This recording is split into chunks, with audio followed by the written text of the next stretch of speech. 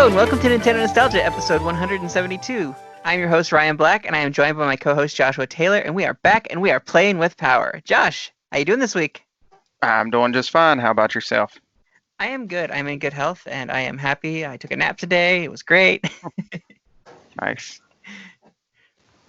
So, anything new with you? Nope. Pretty much the same old, same old. For however many weeks now we've all been stuck at home. Things haven't changed too much.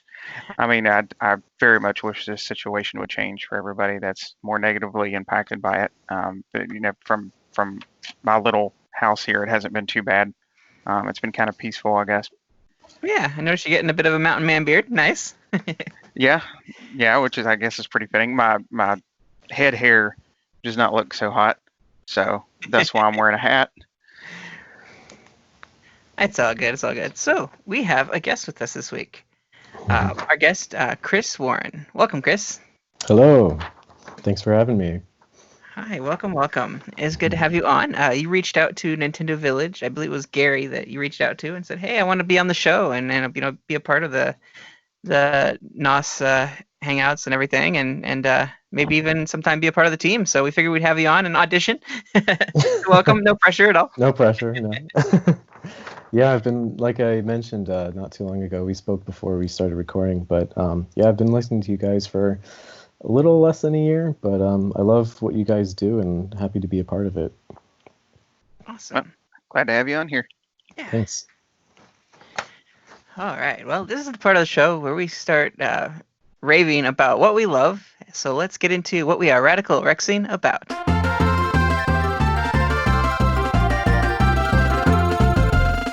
All right. So you are our guest. So go ahead and kick us off. What is something that has got you really, really excited lately? Maybe something you've been playing. Doesn't have to be video games, but just let us know. Sure. So in the past week, I still have been playing Animal Crossing New Horizons, but my playing has been a little less frequent. I've just been very busy. So I have been listening to podcasts while playing Animal Crossing, so that's really fun.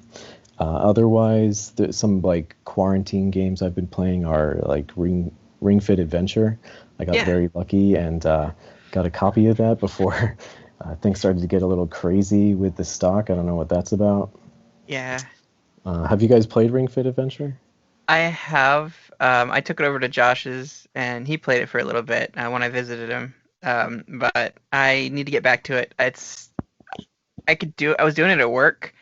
I have an old Victorian, and you can hear sound travels really easily. So me like running in place or something on like those types of wooden floors and stuff. Just I'm worried it's gonna carry and cause a bunch of noise. I'm gonna try setting it up here in the attic and see if I can do that without making too much of a racket. But I need to get back to that and get fit.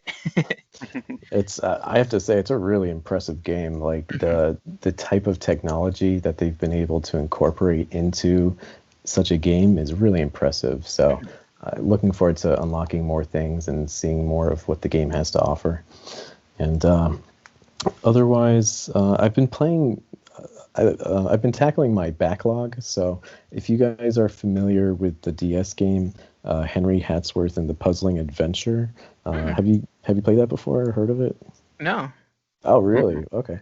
It's a really good platformer, and what's interesting about it is on the top screen is you're looking at the platform dimension is what they call it, and on the bottom screen is the puzzle dimension.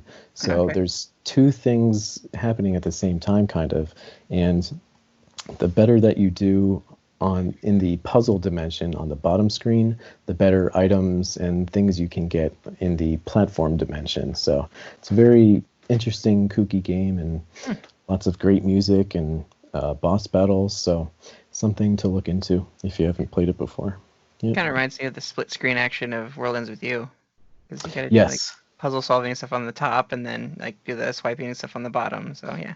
Exactly. What's good about it though is that both things aren't happening at the same time. You kind of alternate between platforming and then doing a puzzle and then switch back to the platforming. So it's not overwhelming, but it's a very odd game. We'll probably never get anything like it again. So awesome. yeah. And besides that, I'm in the middle of applying for my master's degree, so I've been very stressed about it, but also very excited. So that's Awesome. it. What are you aiming for? I'm gonna try to go for my degree in environmental and occupational health at Rutgers. Awesome. Very Yeah, cool. thank you. Josh, what are you actually excited about? Well, I guess with this time, I've been spending a lot of time with my wife and my daughters. That's great. From a gaming perspective side of it, I've been taking advantage of this time home probably more than I should be, considering I could probably be doing a few more useful things here and there. But of course, near the beginning of the quarantine, I don't know, maybe a week into it or so. Well, since I've been stuck at home is when Animal Crossing came out, and I'd gotten Animal Crossing and Doom Eternal on the same day, and I've loved both of those. I played Animal Crossing every day. Doom just about when I get a chance. I have to wait for the little one to be in bed, um, but yeah, Animal Crossing, I put it. It's believe it or not, it's already my second most played Switch game. And if you look at my list of games on there, it's saying something. It's only behind Smash Brothers. Um, so that one's got a lot of time into it. Along with that, I've just been hopping from game to game. Honestly, I played Tasmanian Tiger, did a review on that. Um, I jumped straight into Hat in Time.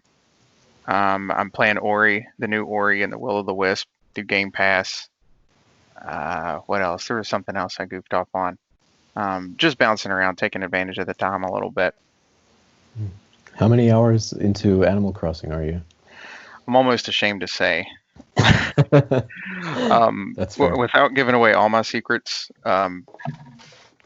it might have crossed the 200-hour mark. But Wow. but not all of that is me like hardcore playing. So I would say a handful of that is it being on while I'm doing something else. So that's all I'll say about that part. But yeah, so it's bad. But I've enjoyed it. I've got little projects going on right now. Right now I'm working on sort of recreating the entrance to the Impossible Lair from Ukulele and the Impossible Lair in my town. So that's been a big project I've been piecing together today. That's awesome. Very creative. Yeah, I like what it lets you get away with. It's still limited, but compared to like, say the original Animal Crossing or any of the past ones, it's opened up a lot. It's good. I love asking people, their approach to playing Animal Crossing because everyone does things completely differently. I'm taking my time with it. I only play like about 45 minutes per day, but Josh over here seems to be going pretty hard on it, so it's interesting. Yeah, yeah. I did actually get my basement, which is the last room you get. I don't know, a day or two ago, well, maybe a few days ago. But yeah, I'm trying to take, well, hours compared to what I'm getting done. I'm trying to pace myself a little bit. It'll slow down anyway. I know it. Once things, I'm still working, but I'm working from home. But once things get back to normal, that'll slow down. Cool. Well, for me, of course, Animal Crossing is a big thing. I just enjoy like finding new items to buy, going over to friends' islands and seeing what they have, and I just started dipping my toes into terraforming and having some fun with that. So that's been a lot of fun. Just kind of uh, tearing out everything. I end up and I eat fruit and dig up trees. There's a feature where you can remove trees, but it's very slow. It's whatever's in front of you, it'll remove it. So I just said, I'll just eat fruit and dig up trees that way. So I stripped all of my upper area of trees for the most part and started kind of expanding the cliffs and just kind of making like a bigger mountain area to work with. And I'm going to start sculpting from there. So right now I've got a pretty wider scape going on, but still a lot more that I'd like to do. I haven't decided where I'm going to move my museum or my house or anything like that, but that's been fun to do. I think what else I've been radical rexing about. Quick funny note on the tree thing. Yeah. I found out today you can gift your trees you dig up to other villagers. I dug up a cedar tree and just handed it to Bob, and he accepted it. Awesome. Good to know. I didn't know that. You can just pull a tree out of your pocket, and they'll take it. I'll take a tree. One thing you can do if your money tree does pop up in a weird spot. You can drop your money in there. It'll sprout to the sprout, and you can actually relocate that sprout wherever you want. So you don't have to have it let it grow there. So Oh, I didn't know that. Okay, good that to know. helps a lot. If you're trying to, you can have like a grove of money trees if you wanted. Do you guys know what the deal is with money trees? Because I know I've planted like close to 90,000 bells into a hole once, no. and I think I got like a couple hundred bells out of it. So Right. I think the don't most you it's can put consistent. in is 10,000. If you put in 10,000, you'll get 30,000 back. But I think You can anything put more above that in. is a waste. I think it's like a chance, like if you put in more than 10,000, Hmm. there's some kind of probability that you'll get that amount back, or you'll get, I guess in my case, a few hundred. So it's Yeah. kind of a gamble. You can work the system. What you do is plant instead of 10,000, plant 11,000, and then note when that springs up. Know what day you planted it, and then when it springs up, see if you get that 33 for each instead of the 30,000, or that you get the 11,000 for each bag. And then note that, and then do your next tree, and then note what days you have better chances of getting more money, and then you can put higher amounts in, and you have a chance of getting better. You can kind of play it Sure. to figure out what works best for your island. Like when are the days that your trees are most fruitful, and you can do 9,000, 99,000 or whatever, and make a profit off of that if you work it just right. So That's a lot of work. Yeah. I don't know if I have that much time to pay attention to you can work it detail. if you want to. I don't care. I just do the stock market with find out who has the best prices and everything, and Yep. get my money that way. Pretty soon, money's not going to be too much of an issue, but Yeah. I've still got a lot of customization to do. So Right. I do have neck and neck with Breath of the Wild. I've got 180 hours in Breath of the Wild and 175 in Animal Crossing. Oh, wow. So they're neck and neck. That's impressive.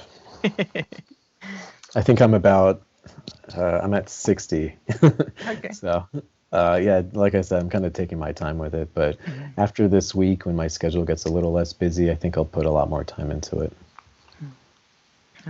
Other thing that I've been recollecting about, I just brought it up, was my Legend of Zelda playthrough. So I'm playing through it again on Master Mode and in VR.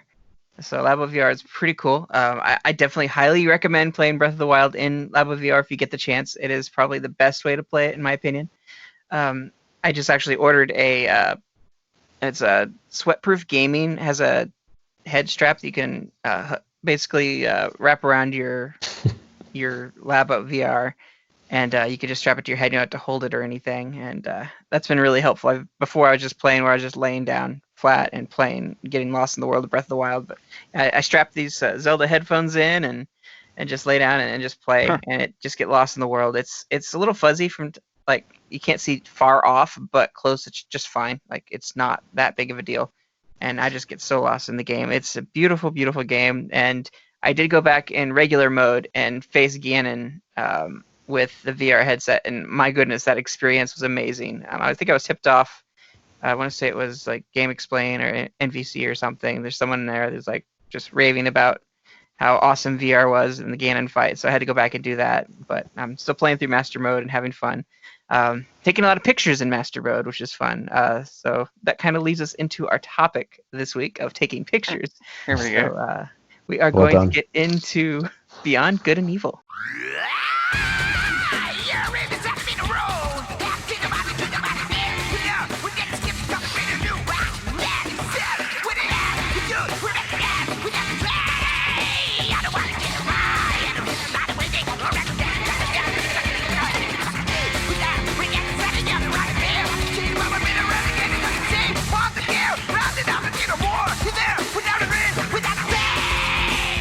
All right. So when did Beyond Good and Evil come out? I believe it came out November 2003.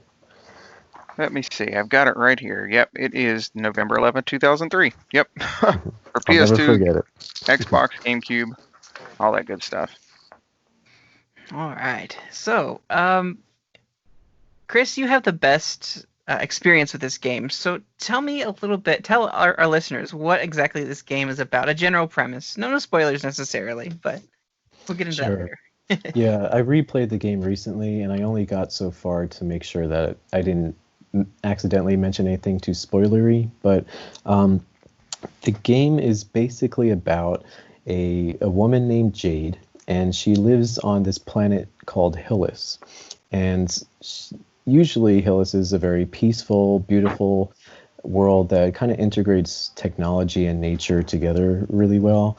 And suddenly, this alien invasion happens to her land, and it's taking over some of the people there. And it's the whole point of the game is to figure out what is really going on. There seems to be something suspicious happening between the government and the alien invasion. So you're sent to by a certain group that we'll probably mention later.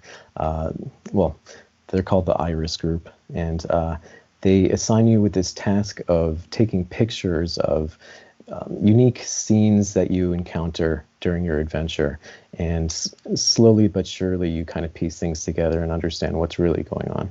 Awesome. Now I know you have nostalgia for this game. Josh picked it up recently and played through it on it was I believe it was on your Xbox. Is that correct? Yep, HD version of it. Yep. Okay. I don't know how terribly expensive it is to try to get a hold of the copy of the game for GameCube, but I imagine not too bad. Last time I checked, it wasn't too bad. Yeah, it's you would think so that it would be like a known hidden gem by this time, but it still seems to be pretty undiscovered and underappreciated. So I think it would, if I had to guess right now, I feel like it would probably be about 15 at GameStop. But Okay. feel free to look into that and check it out. So my view looking at Beyond Good and Evil is the more recent trailers of Beyond Good and Evil 2 and seeing some of the characters in it. With like there's like the gorilla or the chimp type person and there's the girl with the afro and everything. And so I don't know a whole lot about what's going on, honestly. This has been a game that's always intrigued me. I mean, this is the other I mean, there was Pokemon Snap, and then you had this camera game that comes out called Beyond Good and Evil, and I was like, I'm really interested in it, but I just never got around to playing it or anything like that. So, um, what is the camera mechanic in this game? Like, what is it like? I mean, maybe you've played Pokemon Snap and can kind of pull from like the comparisons there, or how different it can be. Even then, like I said, Breath of the Wild has some picture taking in it, and some other, there was Wind Waker had some picture taking too. But what does that compare like in the world of photography in video games? Yeah, it's when I was replaying the game, I had realized that it's a lot like Metroid Prime in a way. Some of it is optional, but some of it does help progress the story. There's kind of different categories of things that you would use the camera for. You would take pictures of creatures that you find throughout the world. You get a notification early on in the game from I think it's like the science museum that exists in that world, and they want to document all the different creatures that are in that world. So as you're going on in your adventure and you're in your watercraft ship, you'll notice that there's like a whale jumping out next to you. And so part of the game, it's kind of like a mini game within the game. You'll try to take a picture of that whale or these other creatures that are existing all around you. But that's more of like a optional part. The main part of the camera is taking pictures of, like I mentioned before, very suspicious, unique scenes that happens in the story. So you'll notice someone acting or doing something suspicious, and you'll take a picture and you'll send it to the Iris Network, which is the kind of spy group that's looking to uncover this mystery, and they'll help you progress in the story. Okay. Yeah. So it's a little less. I mean, is it kind of like private investigator-ish? Yeah, kind of. You're trying to do it discreetly, not that you get punished if you don't, but yeah, you kind of feel like a secret agent trying to figure out what's really going on with these aliens. So yeah. Okay, now is this a solitary experience like Samus is alone by yourself for most of the games? No. Now, is this something that you're actually working with a cast and crew pretty regularly, other than just working with sending your photos to somebody? So, what is the cast like, Josh? This is kind of one of those areas where I don't want to say too much because of spoilers, but usually you only have like one partner with you. There's a couple characters that will join you during the story, and they'll follow you around. And I just played this a couple months ago, and I'm having some trouble remembering all of what they do, honestly. But they do help you solve a few puzzles. Sometimes as simple as something as like if there's two switches, think of like a Zelda puzzle, and somebody needs, or both of them need held down at the same time. The other character can go and do that. Now, if I remember correctly, there is a little bit of time where you are by yourself, but it never feels near as solitary as something like Metroid does. Because you're always either someone's with you or you're talking to somebody, over the communicator or whatever it is. So no, I wouldn't really compare it so much to Metroid.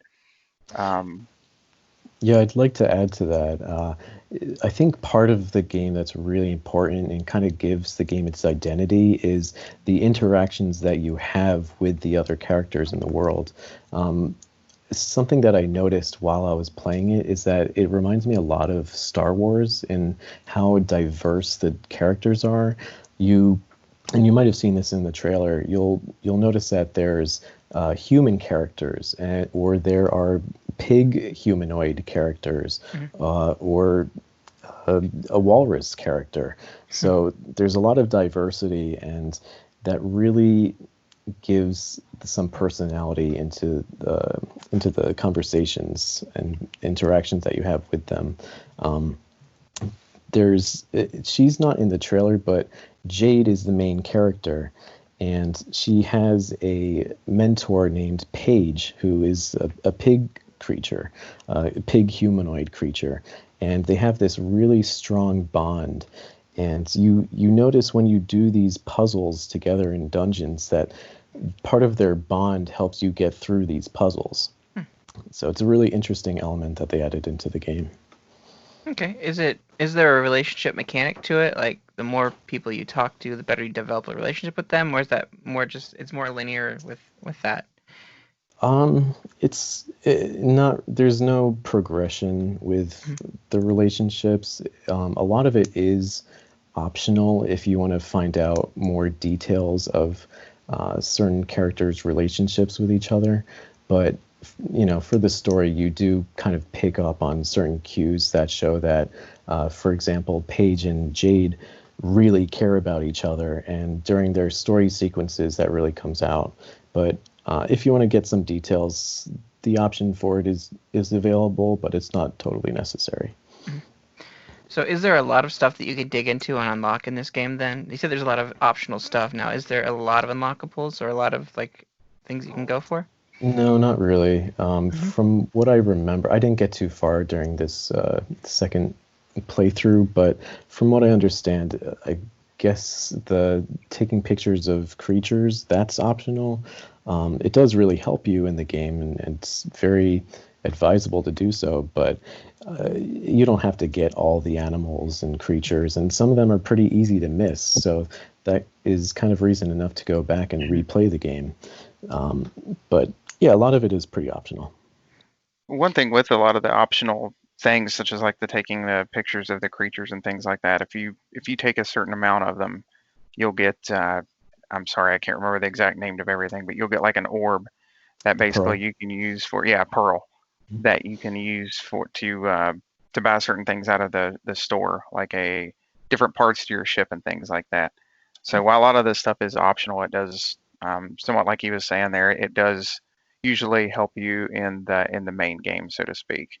And it also each different creature, like the more rare ones, will give you a little bit more currency, so to speak. So yeah, there's all kinds of optional things, but at the same time, it all builds towards the big picture. Right. Okay. So you got a chance to experience the game in a HD port, basically, and upscale.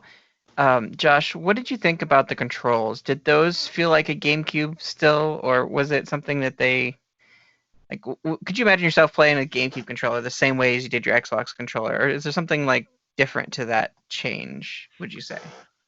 I would say for the most part, really like the HD version of it in particular felt without have playing it on the original consoles it was released on, it felt like something from that time period, but it was still maybe just where I'm 30 and I grew up during all of that, like I lived through it, but it didn't feel super aged to the point where it was a problem. You know what I Right. mean?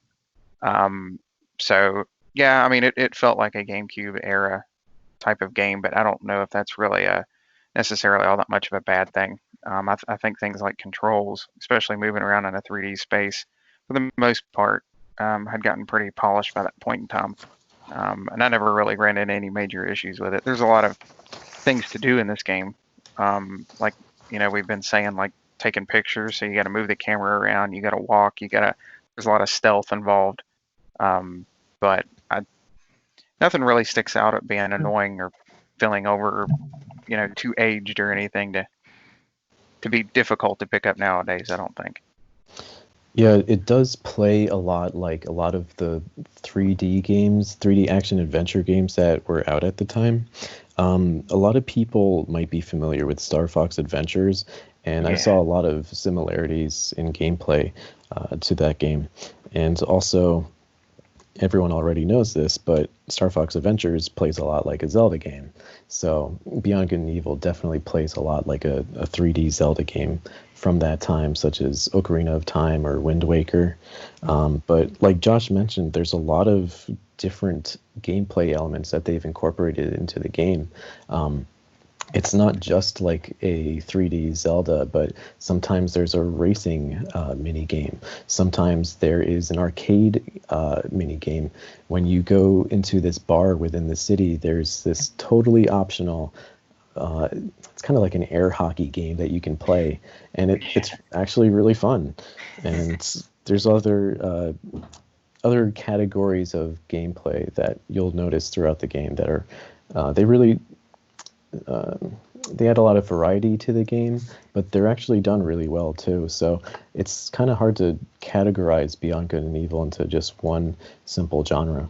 It sounds like it's got a lot of variety to it. I'm curious about what the developers thought about this game, like what the development process was like, where they put in all these different like mini games and like kind of a potpourri of things that you can do in the game.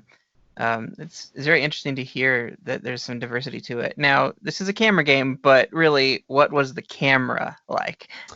Oof. Well, not the best, but it's very doable. Mhm. Josh, I don't know if you can agree, but while it wasn't the best, it wasn't that much of a nuisance. I didn't mind, but then again, you and I might be really used to playing around with a 3D camera. Right.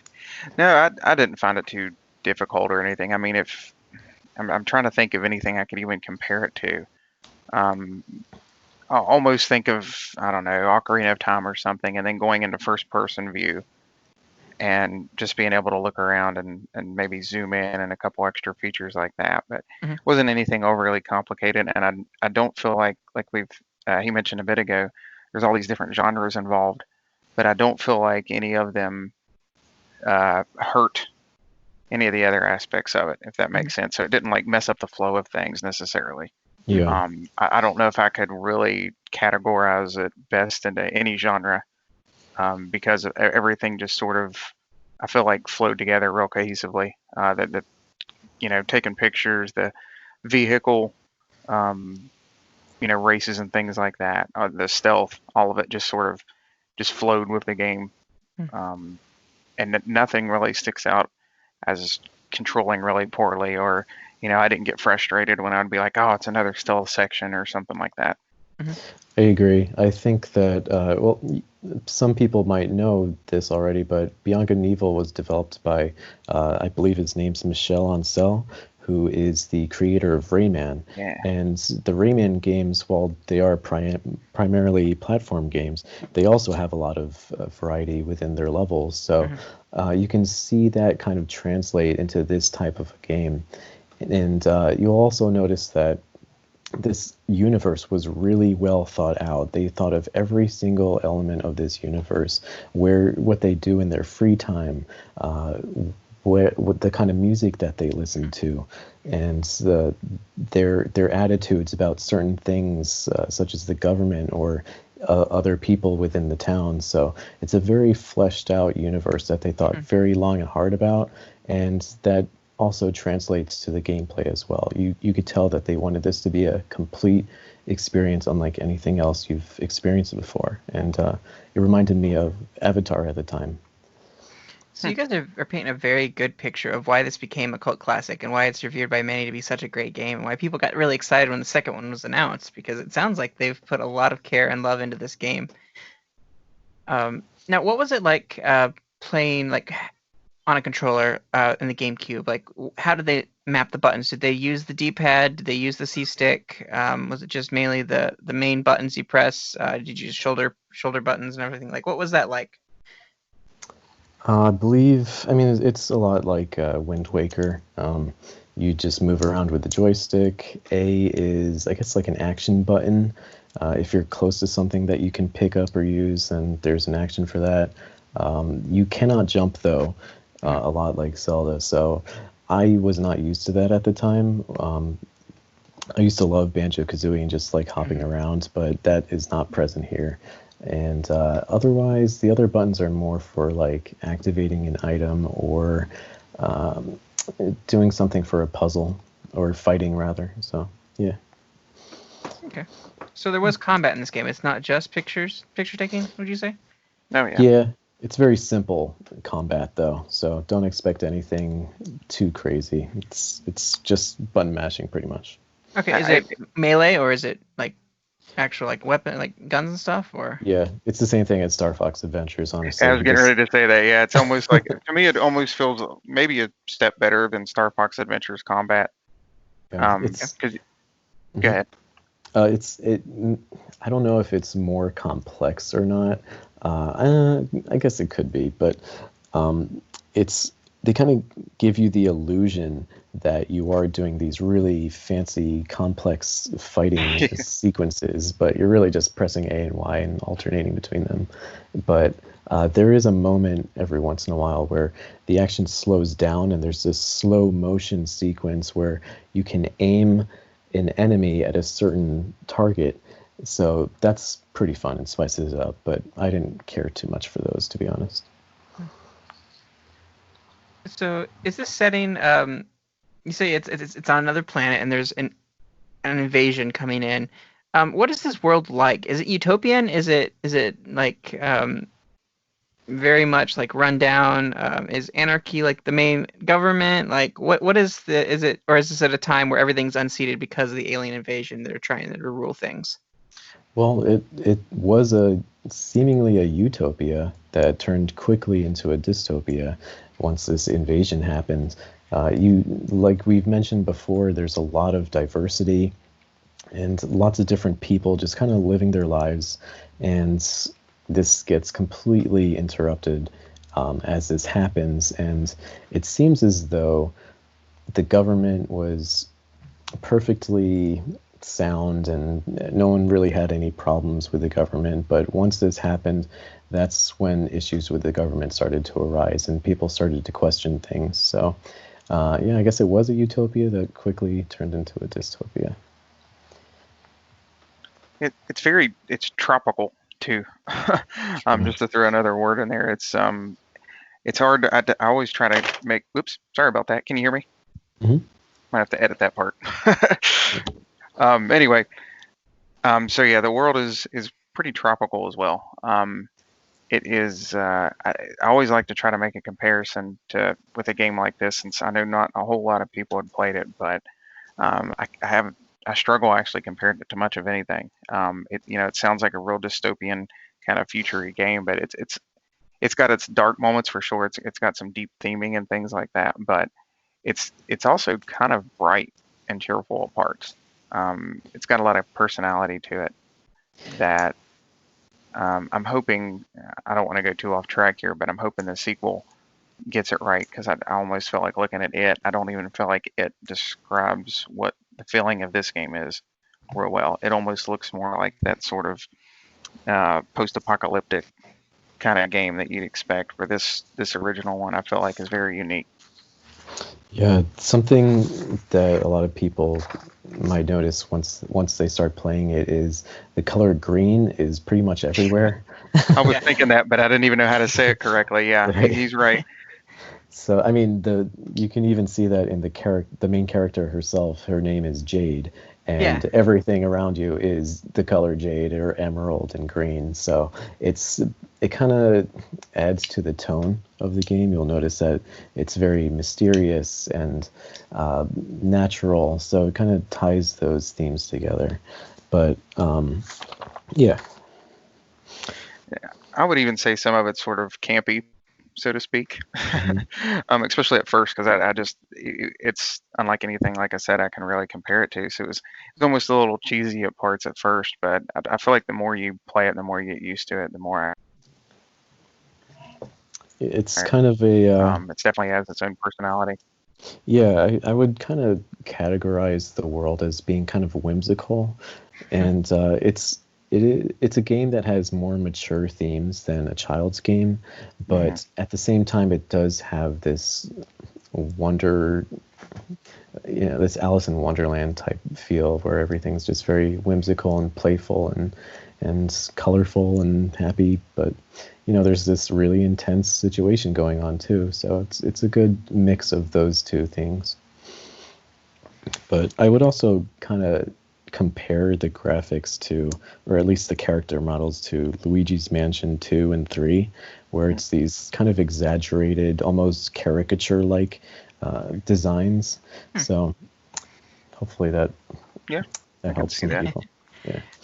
Now, looking forward to the new trailer and everything, I noticed that Beyond Good and Evil was teen rated. Was there a lot of language and stuff? I noticed that there was some language in the trailer for the new game, the second one that's coming out and stuff. So yes, there was. Well, see, I feel like there was. I mean, again, I just recently played through this. I did beat it and everything, but that's one thing. And I'm sorry, I guess I'm being a Christian and everything, this stuff does stick out to me a little bit. But in the first game, I don't remember hearing the F bomb at all. No, but definitely I know not. in the 2 trailer, like it's right there in the trailer, and that was kind of. I know some people will laugh at me for this, but that kind of disappointed me. I was really surprised by that.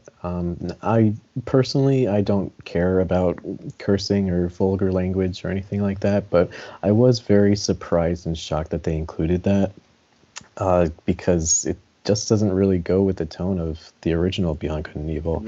There really isn't language like that at all, and they kind of like substitute typical curse words with other things that are more appropriate, that you would kind of find to be more appropriate for that world. So it's pretty shocking to see that.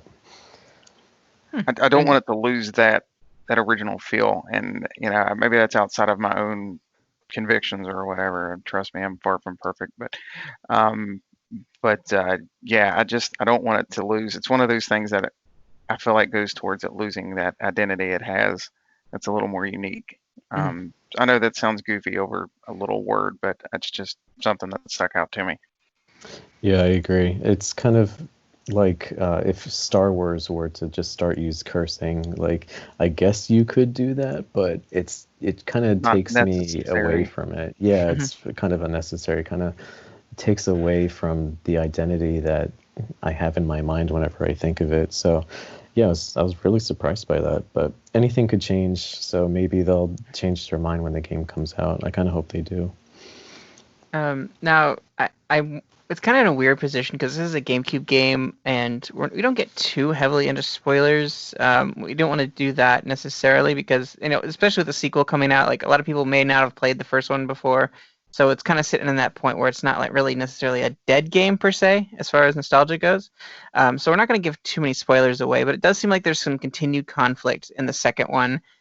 Did they leave off on a cliffhanger in the first game, or were things resolved, or was it kind of like a big mystery, like what the heck just happened? Both. Yeah. Without giving too much away, it seemed as though the situation was resolved, but they left a little bit of a cliffhanger. But I don't know if the sequel's even going to address that cliffhanger. So It's a prequel, isn't it? Uh, that's what I was wondering. I was about to look into that, but I could see that because you don't see Jade in the trailer anywhere. So Mhm. and so that's what. Paige the pig seems to be younger, but that could just be me thinking that. I don't know. Yeah, yeah, I caught that too. So that I'm a little bit concerned about that because something that happens at the end, like, daggone it, because I already went in knowing like the two is supposed to be a prequel from what I understand anyway. But yeah, there's something there that is can just completely not resolved at all, and they just drop beyond that. I think it kind of makes sense though if they do make it a prequel because from what I understand, this game didn't really sell too well. So in order to bring in a new audience, it might be better for them to kind of go back to this origin story that they have in mind and kind of flesh things out once they're able to get that audience. So I guess I can't really blame them for making it a prequel if that ends up happening. And one thing I did recently learn actually on the development of the first game, and it makes me wonder if they're going to go that more direction with two, is I know they were wanting to make it more of like an open world kind of deal, where like you could, like the ship near the end of the game that you use like once was supposed to be a bigger part of the game, and you were supposed to be able to fly to different planets. From the way I understood it, it almost the way I've heard it talked about, it almost sounded like how Starlink functions, how you can just kind of seamlessly fly to different planets. Yeah, Um, except it seems to be much more ambitious than Starlink, and Starlink right. was really impressive. So Yeah. I wanted to make sure that to say that the tech demo that was shown off for Beyond Good and Evil at E3 or whenever that was Mhm. by far the most impressive thing I've ever seen in my life concerning video games. That was really impressive what they were able to do. Hmm. So I hope that they put a lot of the character in the new game that they had in the old game to back not just like pretty graphics and flashy language and what have you. I hope it's not just eye candy and they miss the point of what made the original so special. But it sounds like they're taking their time on this one. Like we haven't heard anything since that reveal, really. And I mean, maybe Yeah. they've drip fed in one of their Twitter feeds or something. But I don't know uh, much beyond what I've seen in those big reveal trailers. And then, of course, they had the tech demo and what have you. So I do know that Michel Ancel is very passionate about this universe and this franchise, so I'm not too worried about it. He seems to know what he's doing with all the games that he is attached to. So mhm. it'll be interesting to see, like, A, if it ever comes out, and B, what it ends up being like once it is. Okay. Now you say it left with a slight cliffhanger. So we already know there's going to be I mean, presumably a prequel game. It may touch on some future stuff too. Who knows? But what do you see like this series evolving and becoming?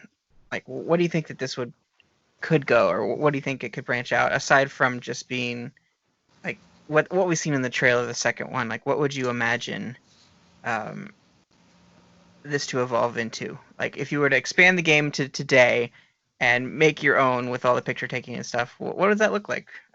I'll start with you, Josh. What do you think?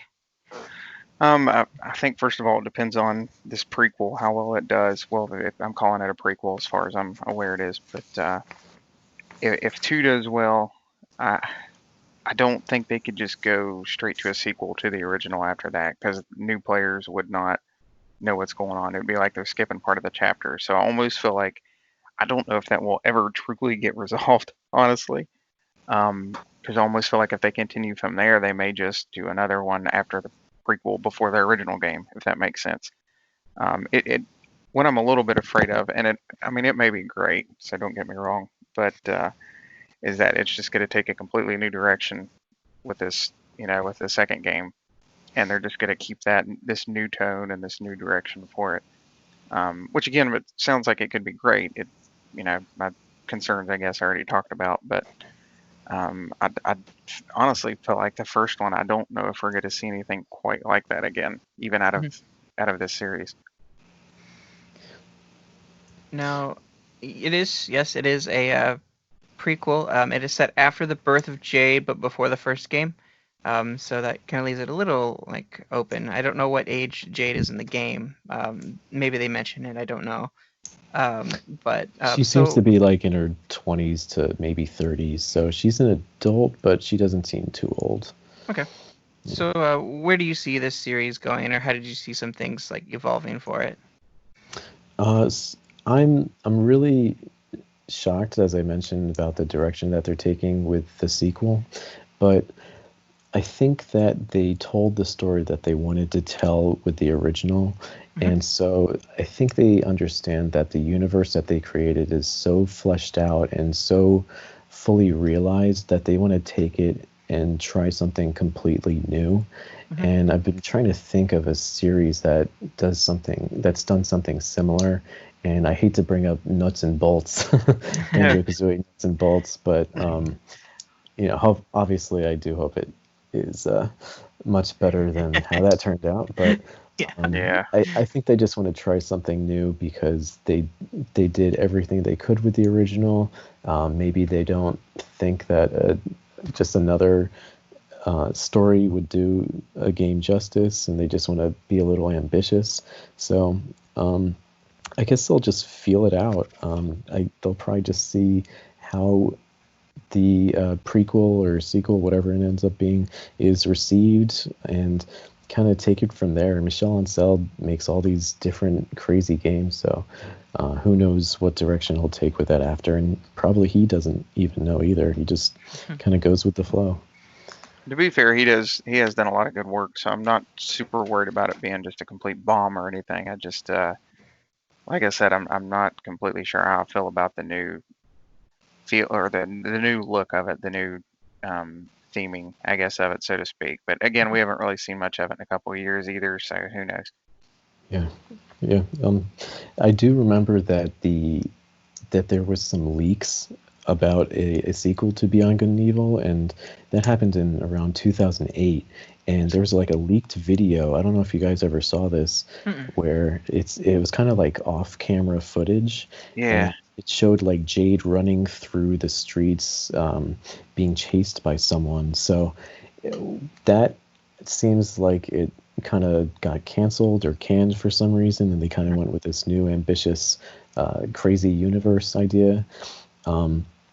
So it seems that they did have in mind a true sequel, but we'll see what becomes of that. And who knows, we may get the sequel, and then down the road we'll see this game completely reimagined, like Final Fantasy VII remake is getting reimagined. So we might see some of that happen. We actually get the game in a new form. Right. But I never thought we'd see a sequel to Rayman after 3. And so many years passed by when we didn't hear anything about that, and then were introduced to Origins, which is not what any of us had in mind, but still turned out pretty great. So you never know. Sometimes things turn out to be crazy, but really awesome. So the future is going to be good, I think. awesome. Well, I think that pretty much wraps up our coverage of the game. Thank you for joining us. Do you want to let people know where they can find you on social media and everything, Chris? I'm just on Facebook, so if you want to look up Chris Warren, feel free. But that's all I have. I don't have a Twitter, Instagram, anything like that. But Cool. Yeah. Cool. Of course, my biggest gaming presence, so to speak, would be on Twitter with @Whopper744games, like the burger from Burger King. You can always find me on Metroid Hunter on Twitter or Metroid Hunter 101 everywhere else. So I do some Twitch streaming and stuff. So yeah, feel free to add me and join in the fun. Cool. All right, well, guys, that brings us to the end of the episode. Thank you so much for listening to us. We love that you come back each week and lend us an ear and hear what we have to say. And we love our fans, and thank you so much, everybody. You can find us on the nintendovillage.com/Nintendo Nostalgia. You can listen to the podcast on Apple Podcasts, Google Podcasts, and YouTube. You can find us on Facebook at Nintendo NOS, on our Twitter at Nintendo_NOS. You can find us on Instagram at Nintendo NOSIN. Shoot us an email at NintendoNostalgiaIN@gmail.com. And you can always call us on our nostalgia hotline and share the memories and love you have for the show at 317-969-5690. Guys, that brings us to the end of the episode. Thank you so much, and we will catch you next week. Later, Preston. Bye bye. See ya.